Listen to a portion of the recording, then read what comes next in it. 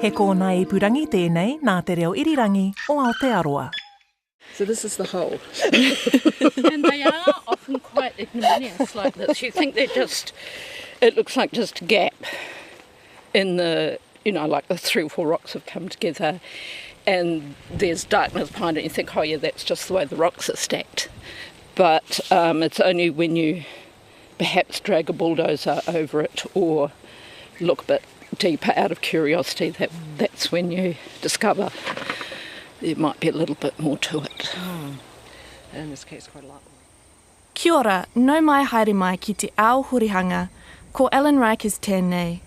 I'm Ellen, the assistant producer on Our Changing World, and I'm about to climb down into a hole in the middle of a field in South Auckland. This hole, just big enough for one person to squeeze down at a time, is the entrance to a lava cave. Auckland is known for its iconic volcanoes, 53 of them across a zone known as the Auckland Volcanic Field. But less well known are the volcanic features hidden beneath our feet, the lava caves. There are tunnels and cracks and shafts, hundreds of them. Over the last 2 years, new lava caves have been discovered at an average rate of 1 every month, often in construction sites when a digger cracks through the earth into an unexpected cavity. In years gone by, many caves have been destroyed or filled in with concrete. Now, there are growing calls to protect this geological heritage, in part so we can unravel the volcanic hazards that lurk beneath our biggest city. I'm at Ambury Regional Park to meet some scientists cataloguing Auckland's growing collection of caves and to experience one of them. So this cave is associated with Mangere Mountain, which is Te Pane o Mataoho, and it's about 70,000 years old. This is Kate Lewis from Auckland Council. I'm the natural features specialist at Council. I'm a geologist and a volcanologist. Kate explains that this particular cave, located in a nondescript grassy paddock, formed when nearby Mangere Mountain erupted, sending rivers of lava flowing across the landscape. As the lava is flowing, it crusts over. The lava itself is about 1,000 degrees Celsius, and air temperature is obviously a lot cooler. So it starts to form a crust, and then the crust insulates the lava inside, so it forms a lava river in a tunnel. And it can go on for many, many, many kilometers. Auckland, we don't know originally how far any of them went, but in Hawaii they can go on for tens of kilometers. When the eruption stops, the lava drains away and leaves a tunnel. Eventually, parts of the ceiling collapse in, which turns it from tunnels into caves. This process has played out across Auckland as far back as 200,000 years ago when a vent at Pupuke on the North Shore erupted, and as recently as 550 years ago when Rangitoto was active. You can often see on the bottom these gorgeous, I think they're gorgeous because I love volcanoes, but it's called ropey pahoihoi, which is a texture in the lava where it's kind of flowed and then bunched up on itself like fabric. Like if you squish fabric, it forms little ridges, and it also twists over, so it looks like ropes stacked in sort of a fan-shaped pattern. And some caves have that in quite a beautiful way on the floor. Sometimes it's quite smooth on the floor where the lava just flowed out and froze, solidified. In this cave, you will see it has a massive pile of rocks. The floor of the cave is all covered with rocks, and that's from when the farmers were clearing the paddock, and they just threw the rocks down into the cave. So that is not a natural feature. It's quite a small opening. Yes. Do many of them have small openings like this, or does it vary? Highly variable. Highly variable. Yeah. So, some of them have openings like you might imagine a cave. In this case, we're just looking down into the top of it. Sometimes it might have formed even in the process, the ceiling fell in, Those are called skylights. So when they're forming, like in Hawaii, where part of the ceiling falls in, you can actually look down and see the lava flowing down underneath your feet. Other times, of course, after the whole process is over and the rock has solidified, then for some reason a rock falls in. Of course, there's no lava flowing now, so it's safe to descend into the cave. We put on hard hats in preparation to head underground, and Jackson Ingold, a master's student at the University of Auckland, unlocks the metal grate covering the hole, revealing a fixed ladder with 8 steps to climb down. And just sort of tuck your arms in as you go down the hole. It is a little bit of a squeeze, but it's about, yeah, you'll be fine. We climb down one by one. Oh, yeah. There you go. Don't hit your head. I mean, the head. 2 more rungs. Cool. 1 more rung, and then it's just a wooden platform. Okay, we're in the cave. Ooh, cute. So there's quite a bit of rubbish in the cave. Has it been here a long time? Is that recent? That's a good question. I mean, we can sort of have a look at it. What can we see? There's a glass bottle, a shoe. Was that some sort of funnel or a... The cave is a hollow about the size of your typical living room with a single skylight opening. From a watering can, maybe? But then there's also some shells and some other rock. Old boot. So it looks like there's possibly a bit of a mix. The items have been left here on purpose, a representative sample of the rubbish that had accumulated over decades and once filled the cave, before most of it was cleaned up. Well, one man's rubbish is another man's treasure, isn't it? Joining us in the darkness is Mavanwi Eves, an archaeologist at Auckland Council. Her job, when it comes to lava caves, is to assess historical significance and any artefacts. Yeah. Oh, bottle caps. Oh, flower pot. That's a big one you've got, Kate. Oh, that's a spring for a suspension for a From a car. from a truck. That'll be an old truck. Lava caves have historically been used for a range of purposes. Some were used by Māori to store food or as burial chambers, more on that later, while others have served as mushroom farms or air raid shelters during World War II. This cave, however, was used as a rubbish hole. We now have refuse collections and our rubbish gets taken away.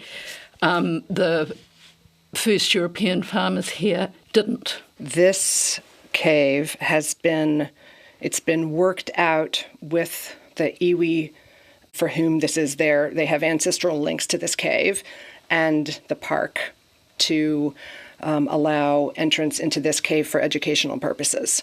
So school children come down and, scouts and different people like us can come down. That's presumably why the platform is here as well, is Yes, we stand on the wooden platform and we protect Yes. that you don't have truckloads of people flowing through. Yeah. Our knowledge of lava caves is scattered across many different sources, which is why Jackson, as part of his master's studies, is collating everything we know about them. We know that there are lava caves here in the Auckland volcanic field. We can see them.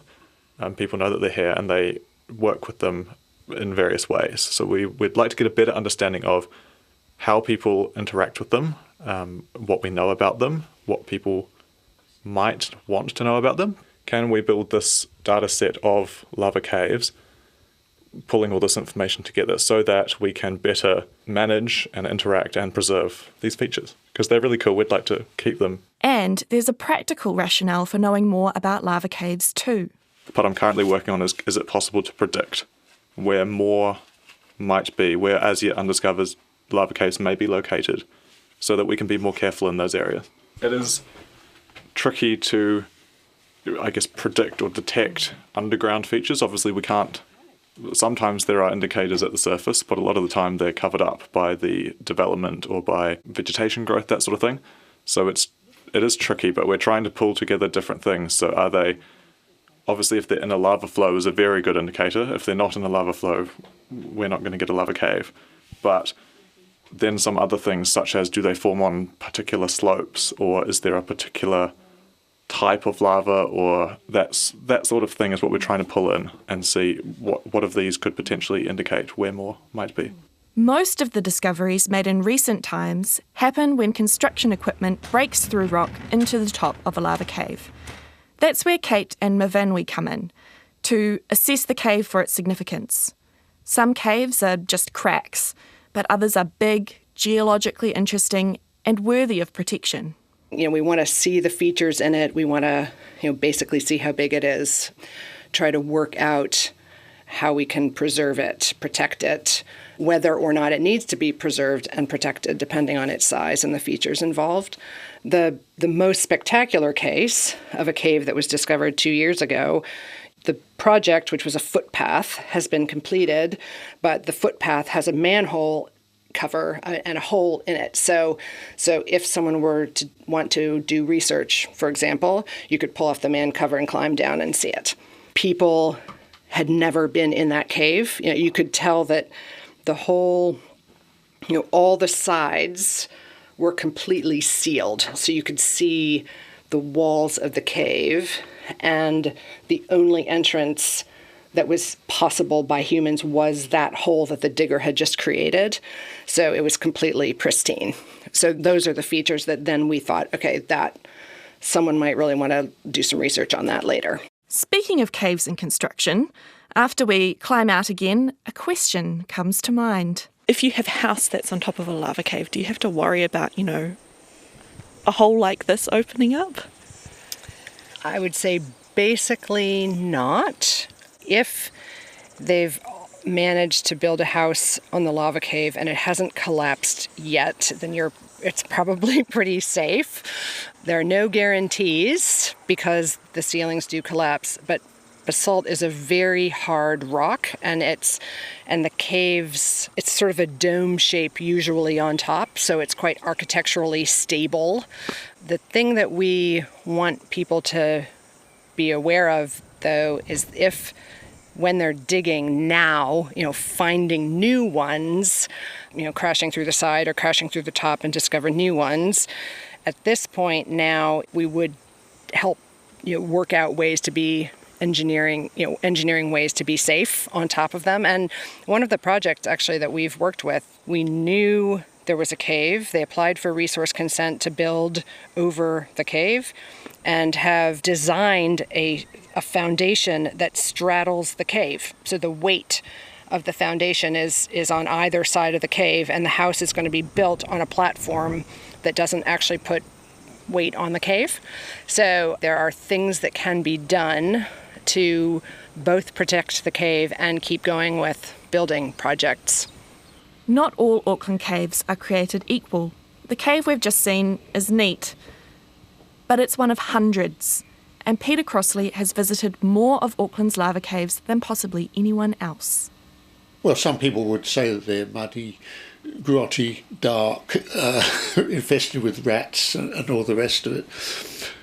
But when you look at it and you realise that it's a tunnel which has been filled with lava, almost, yellow in heat and, frazzle you in a microsecond, and then it's drained out, you can see all the flow lines of where the lava went. The sort of the floor, which looks like porridge across your breakfast plate. You can get not the stalagmites, stalactites that you get from a limestone cave, which is calcite, but this is lava dripping from the ceiling. The ones we think of here are tubes, the middle of a flow which flows down the mountain. But you can also get volcanic vents. I've only been into one of them, which was 15 metres deep and sort of the same shape as a champagne bottle, narrow neck at the top and then broadens out at the bottom, where the lava had come up, spewed out, and then it sunk back down again. Peter is a speleologist, which is a fancy term for someone who explores and studies caves. He has spent 50 years documenting Auckland's lava caves. Caving itself is a sport for people who are sort of a little bit odd. With mountains, you climb it because it's there to get to the top. With caves, you go into them because they might be there. It's the last frontier. Find an entrance, you go in and you don't know what's around the corner. And that sense of exploration just drags you in. You can't, if there's blackness ahead of you, you can't stop. Living in Auckland, lava cave exploration is quite a local affair. You get to know where some of the caves are, so you go along the street knocking on doors and saying, "Good morning, madam. Have you got a cave in your back garden?" So that was how it was done in those days. Over the decades, Peter has documented 180 caves, some of which no longer exist, having been destroyed or filled in during construction. Over that time, he's seen surveying techniques progress from compasses and theodolites to state-of-the-art 3D scanning, which offers a different way to preserve the form of the lava caves. The amount of detail and the amount of information a scientist can get from how that has been formed is just incredible. For a scientist, mapping the caves and documenting their features can help us understand more about the Auckland volcanic field as a whole. And looking at the lava caves tells you a lot about where the big flows went, smaller ones, and how the lava fields are formed, because you see which, by getting into them, you can see where the flows are. That's why Jackson's database work is part of a project called Determining Volcanic Risk in Auckland, or DEVORA. The project aims to figure out what might happen in Auckland if the volcanic field flares to life once again. Here's Kate Lewis from Auckland Council again. One of the things that people pay attention to is where lava might, if an eruption happens in a certain place, where would the lava go? And you can model it. You can say, well, if an eruption happens at the top of Queen Street, that is, I can't emphasize enough that we don't know anything in particular about the top of Queen Street. I'm just saying that is an example. Lava would flow downhill, right? So it will take the path of least resistance. An eruption in Auckland is considered a low likelihood, so the chance of it happening in any of our lifetimes is very, very small, but the impact would be huge for the whole country. So that's why it's taken seriously. But the database isn't purely scientific in nature, with Auckland Council, for the first time, engaging with mana whenua about their lava cave Mātauranga and Tikanga. One of the things they helped us understand is that lava caves are sacred and precious, whether or not people have ever been in them. That has been something that has changed how we work. This thing about not going in unless we really need to. Mana whenua have given permission for the cave in Ambury Park to host visitors for education purposes, like school groups and curious RNZ journalists. But there's a history of many caves being treated pretty poorly. There's been rubbish holes. Some people have filled the lava caves that they have in their backyards with rubbish. The way that people are using them hasn't been respectful. That's Kelvin Tāpoke, a senior research fellow at Massey University. Now, not all the caves in Auckland are tapu or restricted places. There are caves that were used for food, for the storage of kumara, and other food sources. He describes Mātauranga held by mana whenua in Auckland about the water drainage patterns of the caves. Then there are stories about the caves being used as escape routes, and some caves are, or were, the final resting place for the remains of deceased ancestors. And they include caves that have our ariki, who govern, who had the mantle of power over the Auckland area, who are still buried in those particular caves. In the past, these were targets for grave robbers. So it's highly offensive to go into those areas. How would people feel if all of a sudden they started grave robbing Queen Elizabeth and Prince Philip's gravesites? So there's the equivalent. Kelvin says that mana whenua bring a perspective on the caves through tūpuna, or ancestral eyes. So I think it's really important to have iwi at the table, certainly being able to protect knowledge where it needs to be protected, to stop various tomb raiders, etc., going in, and also making sure that places are safe. After decades of disregard, of unchecked rubbish dumping and destruction and outright plundering, Auckland's lava caves are now becoming a feature of the urban landscape that evokes fascination. Conversations are shifting to how these remnants of the city's fiery past can be protected. To learn more about living in lava cave country, I visited Sean Jacob in Mount Eden, who has been safeguarding a lava cave in his backyard since 2008. Wow. Oh my gosh, that's so cool. I've just rounded the corner in Sean's leafy backyard and come face to face with a gaping maw of a cave, fringed by lush ferns. Awesome. Serious cave. Yep.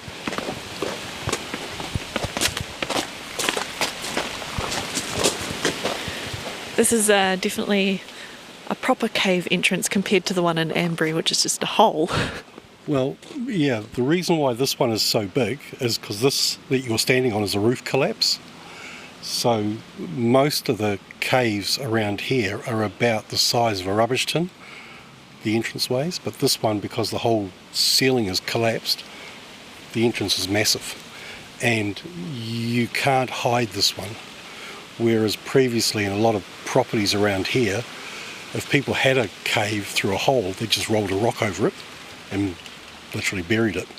But this one you've never been able to. Sean had lived next door to the cave for many years, and when his neighbours decided to sell up, he bought the property to ensure the cave would be protected and not destroyed like many others had been in the area.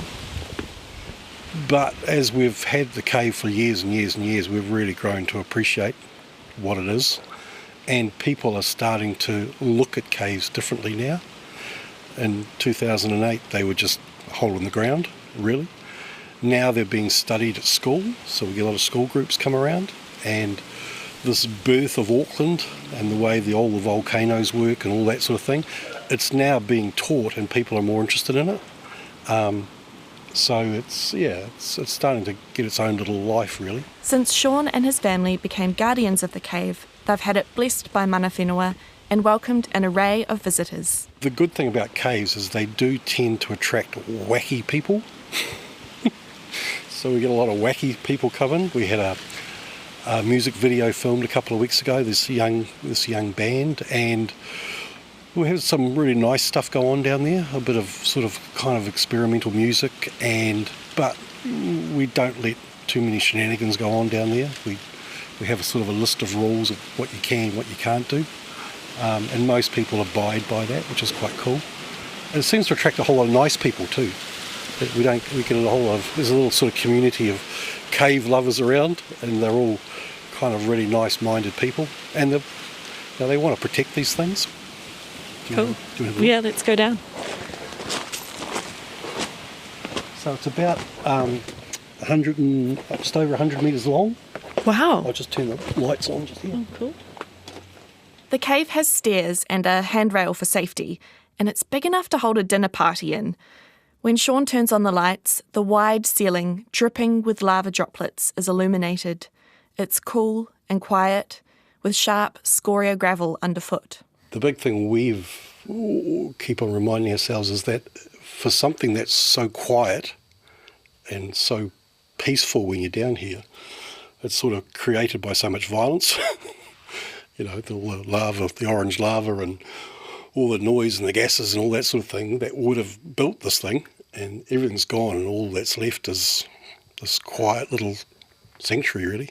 We head back further into the cave, scooting past a pile of rubble that had been dumped down a chute in the ceiling in the 1940s, when the original house on the section above had been built.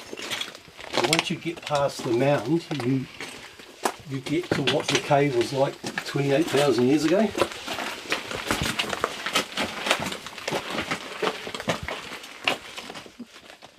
It's almost pitch black back here. If you're quite keen to come a little further. By the light of the torch on Sean's phone, we navigate jagged rocks and sharp volcanic edges. This is the spa pool. This is what we call the spa pool. Just be careful here, because it's quite gnarly, just be careful of your head. And then it opens up into the ballroom. This is what we call the ballroom. And it's about 5 metres in height at the highest point. And right at the back there is the squeeze. So it goes for about 10 metres, but it's only about 800 high. And then it opens up on the other side of the squeeze. You have to be quite enthusiastic to go through the squeeze, because it is it's kind of a cheese grater, top and bottom, so you will bleed. Have you been through I've been it? halfway through it and decided it was a bad idea. You really want to be 60 kgs, not 90 kgs. Yeah. But yeah, it's pretty cool. but it's quite funny that they're in someone's backyard. Yeah, I guess that's what you get when you're a city built on 53 volcanoes. Yeah, and the reality is too, it's only sort of, no one really thinks they live on it, but most of the houses around here are sitting on top of these things. There's only 5 or 10 metres between you and this. I mean, they're an amazing structure. You can just look back there and just see the waves going through the ceiling.